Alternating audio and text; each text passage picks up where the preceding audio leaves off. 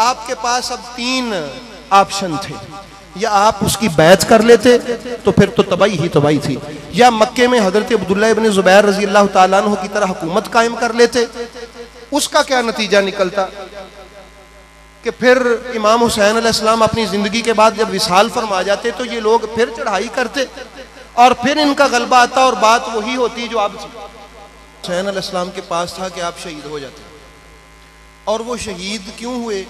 वो एक काफिर को हमने तकड़ी दी है, मुसलमान तो तकड़ी गलत तोलता है ना, काफिर के हाथ में। वाशिंगटन अमेरिका का एक मुअर्रिख है अप्रोनिक, वो लिखता है कि हुसैन के लिए मुमकिन था, ये मौजूद है, उसने लिखा है मौला हुसैन के बारे में, जब इंसान की और इस इलाके की तारीख उसने लिखी, ये गैर मुस्लिम है, ईसाई है। वो क्या लिखता है? वो कहता है कि हुसैन के लिए मुमकिन था कि वो यजीद के सामने झुक कर अपनी जिंदगी बचा लेते, लेकिन इमामत की जिम्मेदारी इस बात की इजाजत नहीं दे रही थी कि आप यजीद को एक मुस्लिम खलीफा के तौर पे कबूल करें। गैर मुस्लिम है, तकड़ी तोल दी उसने। और उसके अगले अल्फाज जो मौला हुसैन अलैहिस्सलाम का मकसद था, उसने कहा उन्होंने इस्लाम को बनु उमैया के कब्जे से छुड़वाया। एप्रोनिक वाशिंगटन से लिखता है, अमेरिका से, बनु उमैया ने इस्लाम पर कब्जा कर लिया था, अब वो कब्जा छूट नहीं सकता था, लड़ाई से नहीं छूट सकता था, जुर्रत किसी में नहीं थी। हुसैन अलैहिस्सलाम ने फैसला किया कि इस चुंगल से, ये जो बनु उमैया के ऐसे बादशाह हैं यजीद जैसे, जिन्होंने इस पर कब्जा कर लिया है, इस्लाम पर कब्जा, यानी है नहीं उनका ये कब्जे के मतलब आप समझते, पता नहीं है नहीं उनका ये, लेकिन इस पर उन्होंने कब्जा किया हुआ है।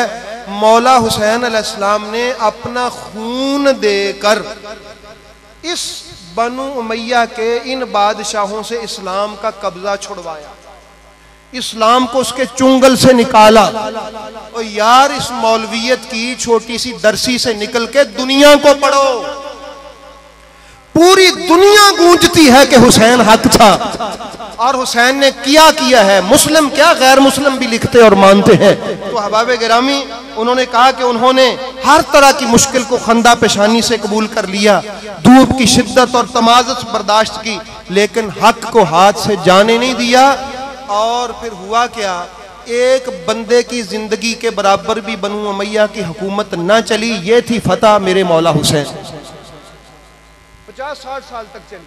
तो मौला हुसैन जानते थे इसका हल और कोई नहीं है, इसका हल सिर्फ मेरा खून है, मेरा कत्ल है। तो अहबाब गिरामी, हजरत खलील मैदान करबला में मेरे नबी को सैल्यूट करने आए होंगे हजरत इब्राहिम, क्या मोहम्मद कुर्बान तेरे इस बेटे पर कि मेरा तो एक इस्माइल था, मैंने आंखों पे पट्टी बांध ली थी, इसकी अजमत को मैं सलाम करने आया हूं कि जो एक इस्माइल को ज़िबा करवाने के लिए भेजता है, फिर दूसरा इस्माइल भेज देता है, फिर तीसरा इस्माइल भेज देता है, फिर चौथा इस्माइल भेज देता है, एक के बाद एक इस्माइल, जिसने 80 के करीब इस्माइलों को ज़बा करवा दिया। और फिर अपने रब की तरफ मुंह करके कहता है, अल्लाहुम्मा, असगर को अपने हाथों में उठाकर, तक़ब्बल मिन्नी हाज़ल कुर्बान, परवरदिगारा इस छोटी सी इस अजीम कुर्बानी को भी मेरी तरफ से अब कबूल फरमा दे। तो ये कैसा उस दौर का खलील का वारिस खड़ा है कि जिसने एक नहीं कितने इस्माइल ज़िबा करवाए हैं। तो अहबाब गिरामी, आइए हम अहद करें कि हम मौला हुसैन की तालीमात पर अमल करेंगे। उनकी तालीमात क्या है? हक को हक मानना, बातिल को बातिल मानना, और हलाल रिज्क खाना, जना और बदकारी से बचना, हराम जादों से दूर रहना। हजरत अली अकबर जो थे मौला हुसैन के बेटे, उन्होंने जो पहला रिज्स पढ़ा था, उन्होंने कहा था कि ला यहकुम फी नब्नुद्दाई, तुम आए हो ना हमसे लड़ने के, हमारा फैसला करोगे। भला कोई हरामजादे भी किसी शरीफजादे का फैसला कर सकते? ला यहकुम फी नब्नुद्दाई, हरामजादे भी भला कोई शरीफजादों का कभी फैसला कर सकते हैं?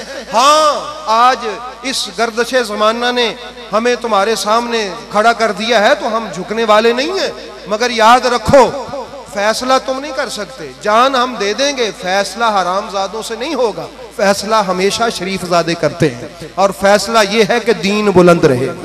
कुरान का हुक्म जारी रहेगा।